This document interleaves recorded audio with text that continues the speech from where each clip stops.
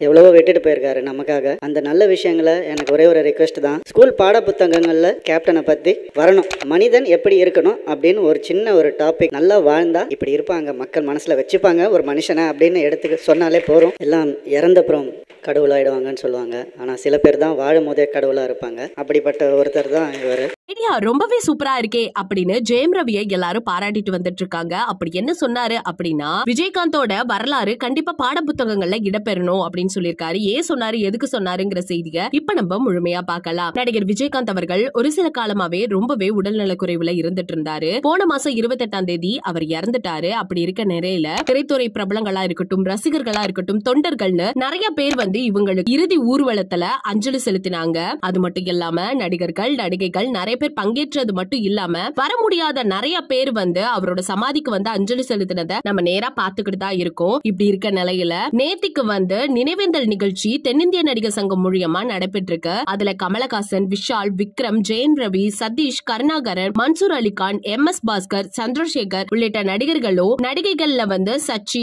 அம்பிகா, தேவயானி, காயத்ரி ரகுராமன் எல்லாருமே கலந்து இருந்திருக்காங்க. இவங்க எல்லாருமே விஜயகாந்த் அவர்களோட எப்படியெல்லாம் பணியாற்றினாங்க அப்படிங்கிற குட் மெமரிஸ் எல்லாத்தையுமே ஷேர் பண்ணியிருக்காங்க. அது மட்டும் இல்லாம ஜெயம் ரவி அவர்கள் ஒரு சில விஷயங்களை பகிர்ந்திருக்காங்க. நிகழ்ச்சியில பல பேர் வந்து விஜயகாந்த் குறித்து பல விஷயங்கள் பகிர்ந்துகிட்ட நிலையில ஜெயம் ரவி சொன்ன இந்த விஷயம் தான் சோசியல் மீடியால பயங்கரமா ஷேர் ஆயிட்டு இருக்கு. சில பேர் வந்து இறந்தாதான் கடவுளா மாறுவாங்க, ஆனா சிலர் வாழும் போதே கடவுளா தான் இருப்பாங்க. அது போல ஒரு நல்ல மனுஷன் தான் விஜயகாந்த் அவர்கள். அவர் குறித்து பல அனுபவங்கள் தனக்கு இருந்தாலுமே அதை ஷேர் செய்யாம நான் இன்னைக்கும் மனசுக்குள்ளே வச்சிட்டு இருப்பேன் அப்படின்னு நிறைய விஷயங்களை உருக்கமா சொல்லியிருந்தாரு. அது மட்டும் இல்லாம இப்படி ஒரு மனுஷனை பத்தி பேசும்பொழுது ஒரு விஷயம் வந்து வெளிப்பட வேணும். பள்ளி பாட புத்தகங்கள்ல கண்டிப்பா கேப்டனோட வாழ்க்கை குறித்து ஒரு சில விஷயங்கள் இடம்பெறணும் அப்படின்னு சொல்லி இருந்திருக்காரு. ஏன் இதை சொன்னாரு அப்படின்னு கேட்டா, ஒரு நடிகரா, அரசியல்வாதியா அவரோட வாழ்க்கையை வந்து நான் பாட புத்தகத்துல இடம்பெற வேணும் அப்படின்னு நான் சொல்லல. இப்படியெல்லாம் ஒரு மனுஷன் இருக்கணும் அப்படிங்கறதான் எடுத்து சொல்ற மாதிரி அந்த கருத்து இருக்கணும் அப்படின்னு கேட்டிருக்காரு.